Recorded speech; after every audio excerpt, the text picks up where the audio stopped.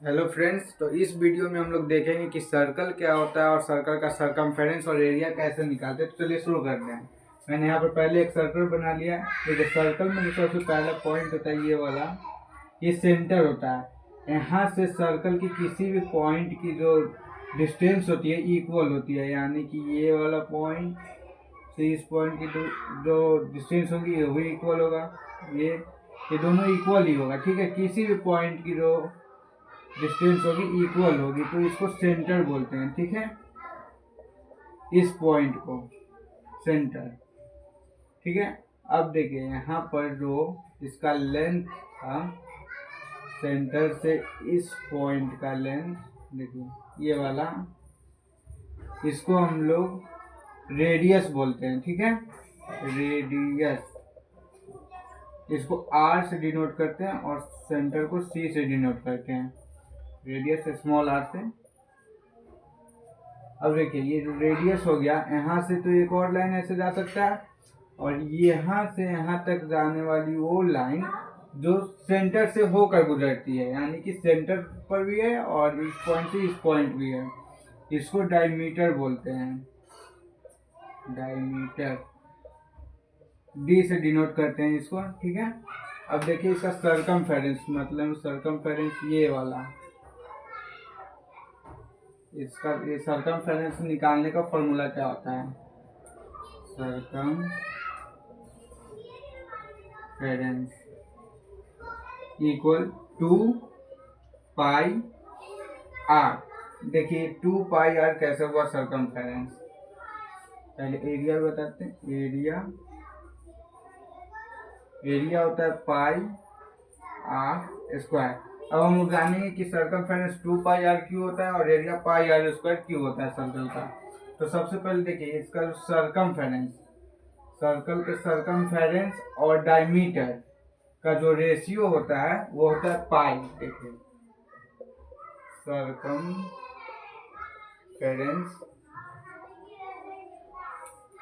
Upon diameter equal pi. एक irrational number आता है जिसको हम लोग पाई मान लेते हैं, ठीक है। इरेशनल नंबर हम लोग पूरा लिख नहीं सकते क्योंकि उसमें बहुत सारे डिजिट्स होते हैं, तो इसको हम लोग पाई मान लेते हैं। अब देखिए हमको क्या निकालना था, सरकमफेरेंस। सरकमफेरेंस कैसे निकालेंगे, सरकमफेरेंस को हम बस सी लिख देते हैं, लिख ही देते हैं सरकमफेरेंस। सरकमफेरेंस इक्वल होगा ये जो पाई है, पाई मल्टीप्लाई डायमीटर। डायमीटर, अब यहाँ देखिए सरकमफेरेंस को सरकमफेरेंस लिखेंगे, पाई को पाई लिखेंगे। यहाँ डायमीटर को देखिए, डायमीटर जो है ये वाला, ये रेडियस के 2 गुना है, यानी कि यहाँ से यहाँ तक का जो है ये रेडियस है, और यहाँ से यहाँ तक जाएंगे तो डायमीटर। ये पूरा पूरा क्या है, डायमीटर। तो इस रेडियस का 2 गुना है, यानी कि डायमीटर इक्वल क्या है, 2 आर। 2 आर है ना, एक यहाँ से यहाँ तक का एक आर और एक यहाँ से यहाँ तक का आर, तो 2 आर हो गया। डायमीटर इक्वल क्या होता है, 2 आर। तो डायमीटर को क्या लिख देंगे, मल्टीप्लाई में 2 आर।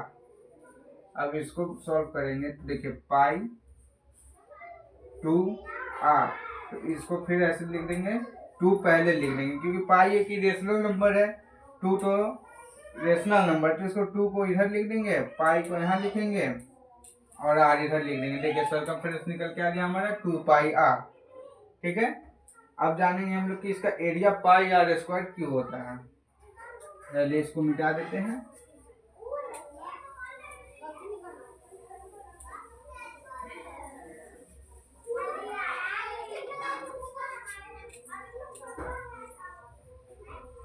देखिए ये समझने के लिए सबसे पहले हम लोग क्या करना होगा, सर्कल को बहुत सारे पार्ट्स में डिवाइड करना होगा। कैसे करेंगे, यहाँ से एक ऐसे लाइन खींचेंगे, लाइन थोड़ा टेढ़ा हो सकता है क्योंकि बोर्ड पर लिख रहे हैं।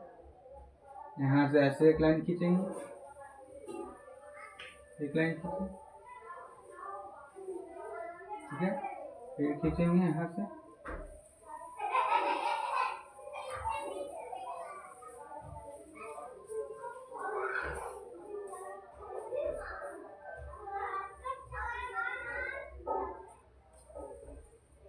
देखिए इसमें कितने इक्वल पार्ट्स में बांट लिया है इसको, 1 2 3 4 5 6 7 8 9 10 11 12 13 14 15 16। हमने सर्कल को 16 इक्वल पार्ट्स में बांट लिया पहले।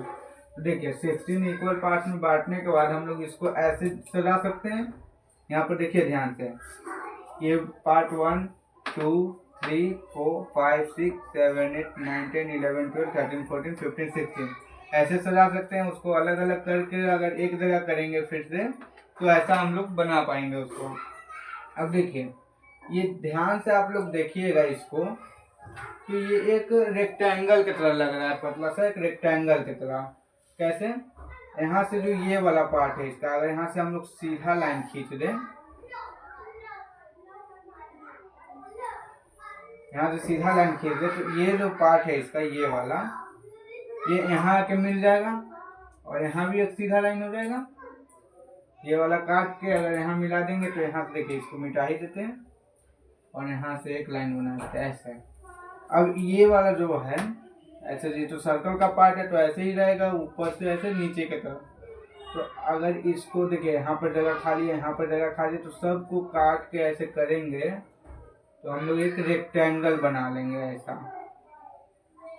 ठीक है, रेक्टेंगल यहाँ पर बनाता हूँ दूसरा रेक्टेंगल ताकि समझ में आए। देखिए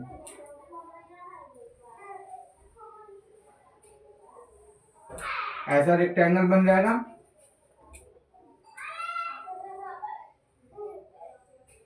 अब रेक्टेंगल का जो एरिया होता है क्या होता है, एल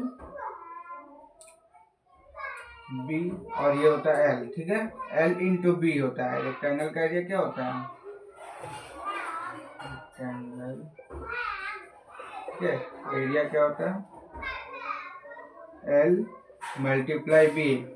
तो इस रेक्टेंगल में एल क्या है, एल तो क्या है, सर्कमफेरेंस के बराबर है ना। देखिए ये जो ऊपर नीचे वाला पार्ट है ये सर्कल का सर्कमफेरेंस ही है, ये वाला।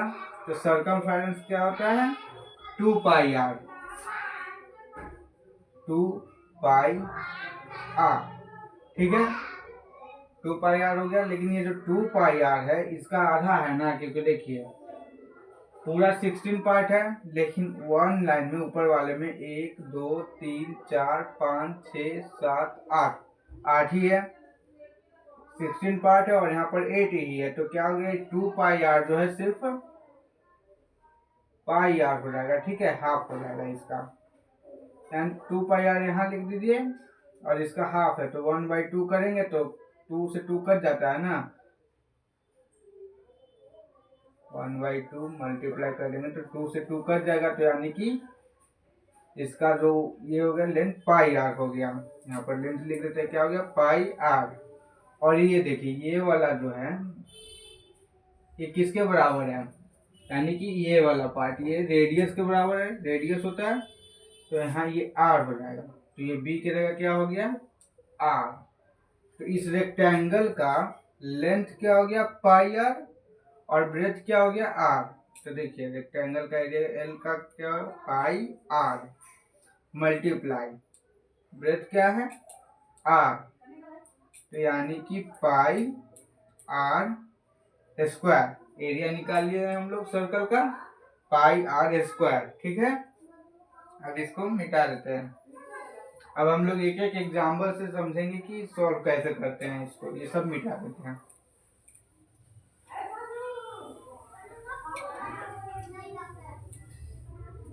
देखिए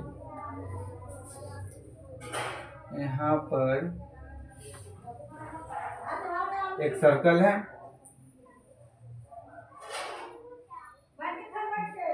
जिसका रेडियस क्या है, 7 सेंटीमीटर। ठीक, अब देखिए सबसे पहले सेंटर पॉइंट रेडियस, तो रेडियस पता है हम लोगों को कि 7 सेंटीमीटर है। रेडियस यानी आर इक्वल 7 सेंटीमीटर।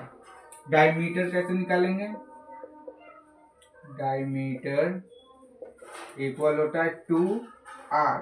यानी कि 2 × 7 इक्वल करेंगे तो इसको 14 सेंटीमीटर। ठीक है, डायमीटर क्या होगा इसका, ये वाला पूरा 14 सेंटीमीटर। रेडियस और डायमीटर हम लोग निकाल लिया। अब है सर्कमफेरेंस।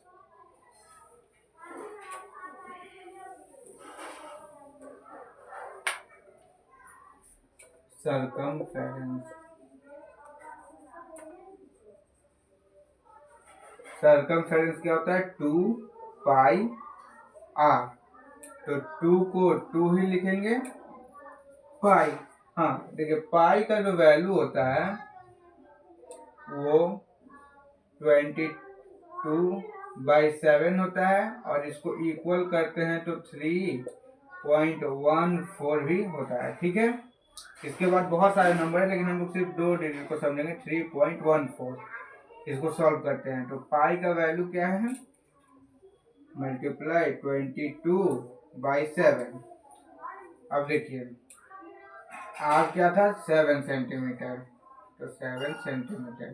देखिए तो यहाँ पर 7 से 7 कट जाएगा और बचा क्या, 2 और 22। तो 22 को 2 से मल्टीप्लाई करेंगे तो 44 सेंटीमीटर। इसका सर्कमफेरेंस क्या आया, 44 सेंटीमीटर।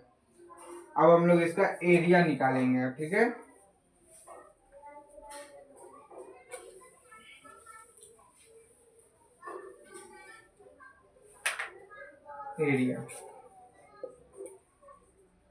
एरिया क्या होता है, पाई आर स्क्वायर। पाई का वैल्यू क्या है, 22/7। 22/7। आर का वैल्यू क्या है, 7, तो यानी 7 का स्क्वायर, 7 सेंटीमीटर स्क्वायर। अब देखिए 22/7 तो यही रह जाएगा, 7 का स्क्वायर है, यानी कि 7 को 2 बार मल्टीप्लाई करना है, 7 को 7 से ही, तो 7 × 7 लिख देंगे। देखिए इस 7 से इस 7 को काट दिए, बच गया क्या, 22 और 7। तो इसको मल्टीप्लाई करेंगे तो 2 7 जा 14 का 4, उसके बाद 1 हो गया बैलेंस, 2 7 जा 14 और 1 15, यानी कि 154 सेंटीमीटर स्क्वायर। सेंटीमीटर था तो इसका स्क्वायर, तो इसका एरिया क्या हो गया, 154 सेंटीमीटर स्क्वायर।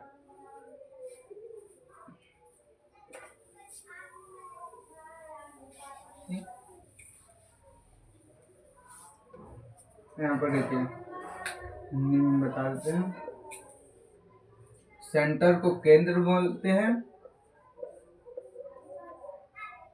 रेडियस को त्रिज्या,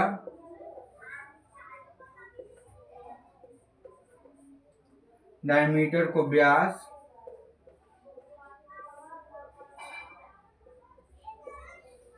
सर्कमफेरेंस को परिधि,